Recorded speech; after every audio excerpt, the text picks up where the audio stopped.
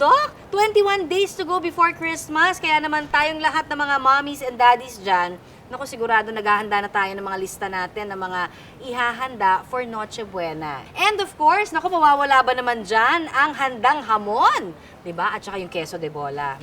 Sarap! Naku, Connie, isa sa mga paborito ko yung hamon na yan. Pero alam mo ba, ang hamon ay hindi lang yan masarap papakin o ipalaman natin sa mainit na tinapay. Pwede rin yung gamitin sa pagluto ng mga side dishes. Naku, ang saya ng Pasko. Sana ho ay maging safe lang tayong lahat, di ba? Pero ito ang maganda. Ang ating pagsaluhan, ang ating mga hamon recipes para sa okasyon na ito. December na! Kumukuti-kutitap na naman ang mga Christmas lights. Samot-saring mga dekorasyon na rin ang nakasabit. Bukod sa mga displays na ito, pagkain din ang bida tuwing Pasko.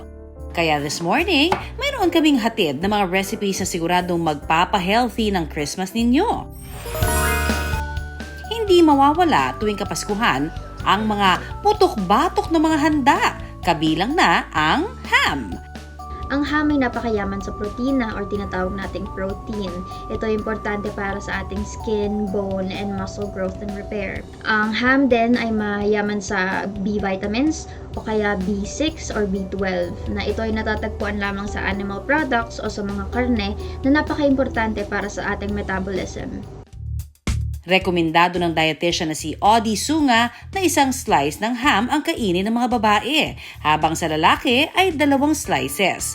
Kung ang ham ay masyadong sobra sa pagkain natin, ito ay nagre-risk para sa atin na magkaroon ng hypertension o kaya mga heart diseases.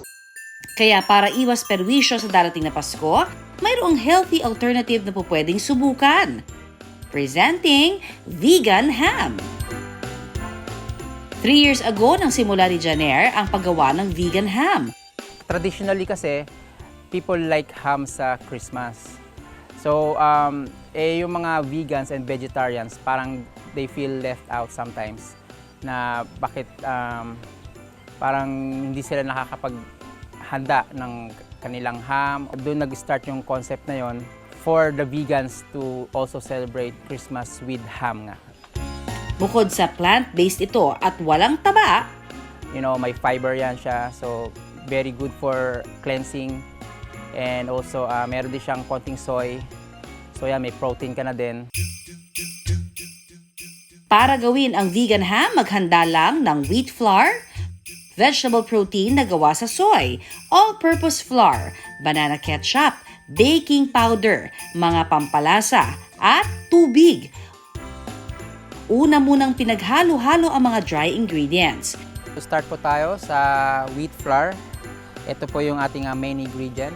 Okay, and then we'll put all-purpose flour. Then we'll mix the TVP or the texturized vegetable protein. Isunod ang mga pampalasa. Okay, so this is the baking powder. I-dissolve po natin siya sa 6 cups of water. Ihalo sa mixture ang banana ketchup. Sunod ay ibuhos ang dissolved baking powder. Tsaka haluing mabuti ang lahat ng ingredients. Para iluto, ibalot sa food-grade plastic ang ham mixture bago iseal. Pakuluan ito sa loob ng 30 minutes. So after 30 minutes, pwede natin siya hanguin. And then slice na natin and ready for frying na po. Iprito sa vegetable oil ang ham slices.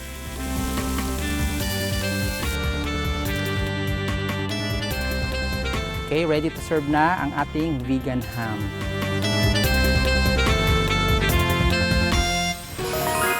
Tuwing Noche Buena, bet rin natin ang mga fresh na salad. Hatid naman ni Chef JC Bolisay ang isang quick and healthy fruit salad na pupwedeng i-partner sa ham. Good morning mga kapuso! Ngayong umaga ay tuturuan ko kayo gumawa ng isang healthy dish na perfect kasama ng ating Christmas ham. Simulan na natin! Para sa apple and singkamas salad, Maghanda lang ng red and green apples, singkamas, yogurt, celery, red bell pepper, asukal, at asin at paminta. Ang una nating gagawin ay i-chop natin ang ating mga prutas. Para sa dressing, paghalu-haluin ang yogurt, paminta, asin at asukal. Sa isang bowl, pagsamasamahin naman ang sliced fruits, celery at ang ginawang dressing. Ikot ng mabuti ang apples at singkamas. Ito na po ang ating apple and singkamas salad.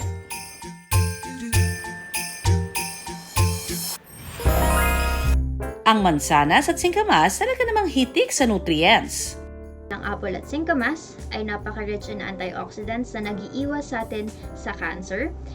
Ito din ay rich in vitamin C at fiber. Sa pagpares ng salad sa recommended slices ng ham, mas nagiging balanse ang ating pagkain. Sa darating na Pasko, may paalala ang eksperto para sa mas healthy na pag-celebrate nito. Wala namang talagang masamang pagkain. Nagiging masama lang pagka tayo ay sumasobra, kaya paalala lamang sa Christmas at New Year na gawin natin in moderation lang ang pagkain at huwag masyadong susobrahan. Mga kapuso, subukan na ang mga recipes na ito para sa isang malusog at mas masayang Pasko.